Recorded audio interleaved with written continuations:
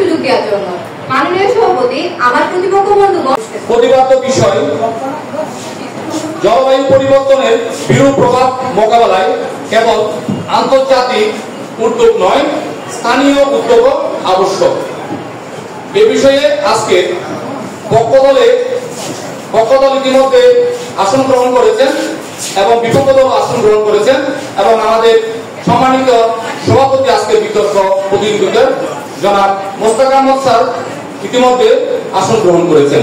আজকের বিতর্ক প্রতিযোগিতার বিচারক মন্ডলী হিসেবে রয়েছেন Mrs Shipra De, Mr Sucharit Chowdhury, Mr Mohammad Hanif.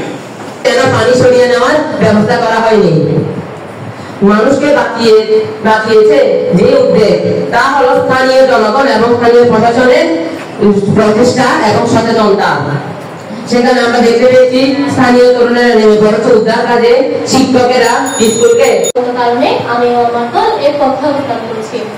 দলের প্রথম বক্তা হিসেবে আমি জলবায়ু ও জলবায়ু পরিবর্তনের সংজ্ঞায়িত করতে চাই। প্রথমে বলি জলবায়ু কি। জলবায়ু হল কোন অঞ্চলের আবহাওয়ার দীর্ঘমেয়াদী গড়-অবস্থা, যা সাধারণত 30 থেকে 35 বছরের আবহাওয়া তথ্যের ভিত্তিতে নির্ণয় করা হয়।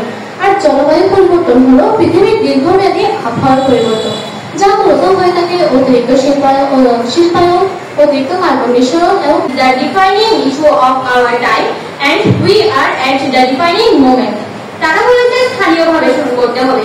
আমরা জিজ্ঞেস করি কি দিয়ে শুরু করব? দুর্নীতিগ্রস্ত নেতৃত্ব, শূন্য বাজেট দিয়ে, বিচ্ছিন্ন প্রভাব দিয়ে? মাননীয় সভাপতি, প্রথমে পরিষ্কার করি, আন্তর্জাতিক সমন্বয় বলতে বোঝায় একাধিক দেশের মধ্যে সমঝোতা, অর্থায়ন, প্রযুক্তি বিনিময় এবং নীতিগত পদক্ষেপ। জলবায়ু পরিবর্তন একটি বৈশ্বিক সমস্যা, তাই এই সমাধানও হওয়া উচিত বৈশ্বিকভাবে। আন্তর্জাতিক সমন্বয়ের মধ্যে সেই হাত যা বৈশ্বিক উন্নয়ন উষ্ণতা দেখাতে পারে। সমাধান যদি স্থানীয় হতো তাহলে পক্ষে অবস্থান করছি। মাননীয় সভাপতি, প্রথমত জলবায়ু পরিবর্তনের প্রভাব স্থানীয়ভাবে ভিন্ন রূপে দেখা যায়, যেমন উপকূলীয় অঞ্চলে লবণাক্ততা, খরাপ্রবণ অঞ্চলে পানির সংকট এবং পাহাড়ি অঞ্চলে ভূমিধস। এই ভিন্নতা শুধু স্থানীয় মানুষের জীবনযাত্রায় নয়, বরং তাদের কৃষি, স্বাস্থ্য, শিক্ষা এবং খাদ্য নিরাপত্তাকে গভীরভাবে প্রভাবিত করে। মাননীয় সভাপতি, তাই আমাদের গ্রিনহাউস গ্যাস একবার বাতাসে ছড়িয়ে পড়লে তা আর দেশীয় সীমা মানে না। সুতরাং এর প্রভাব যেমন বৈশ্বিক, তেমনি এর সমাধানও আন্তর্জাতিক স্তরে নেওয়া জরুরি। উন্নত ও ধনী দেশগুলো ইতিহাসে এবং বর্তমানে সবচেয়ে বেশি কার্বন নিঃসরণকারী। এই দেশগুলোর কারণে জলবায়ু পরিবর্তন ত্বরান্বিত হচ্ছে। অতএব সমস্যার মূল উৎস তারাই এবং সমাধানের প্রদানের সুযোগ দেওয়ার জন্য। মাননীয় সভাপতি, আমার প্রতিপক্ষ বন্ধুগণ অনেক আন্তর্জাতিক উদ্যোগ এর কথা বলেছেন, কিন্তু তারা এটা বলে যাচ্ছেন এসব উদ্যোগ কারা বাস্তবায়ন করে, কারা এসব উদ্যোগকে সফল করছে? আন্তর্জাতিক প্রশাসকরা? না, তারা নয়, স্থানীয় সরকার, প্রশাসন, জনগণের অংশগ্রহণে এসব উদ্যোগ বাস্তবায়িত হচ্ছে। তাই আমরা কিভাবে বলতে পারি জলবায়ু পরিবর্তনের বিরূপ প্রভাব মোকাবেলায় কেবল আন্তর্জাতিক উদ্যোগ গ্রহণ করে টেকানো সম্ভব? মাননীয় সভাপতি, আইপিসিসি বলে লোকাল এডাপশন ইজ কি টু ক্লাইমেট রেসিলিয়েন্স। যখন আইপিসিসি স্বীকার করছে যে স্থানীয় উদ্যোগ প্রয়োজন, তাহলে আমরা কিভাবে বলবো যে কেবলমাত্র আন্তর্জাতিক উদ্যোগই সব বাস্তবায়ন করতে পারে? আন্তর্জাতিক উদ্যোগ গ্রহণ করার মাধ্যমে আমরা জলবায়ুর বিরূপ প্রভাব মোকাবেলা করতে পারি।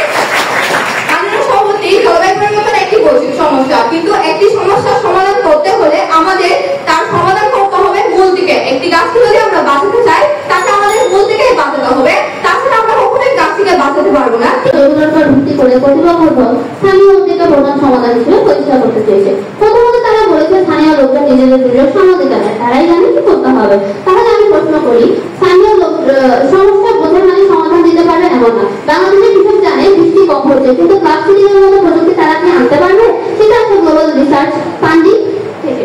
একটা দেশ প্লাস্টিক বন্ধ হলো, কিন্তু পাশের দেশে 10 গুণ বেশি প্লাস্টিক উৎপাদন করে, তাহলে পরিবেশটা একই থাকছে।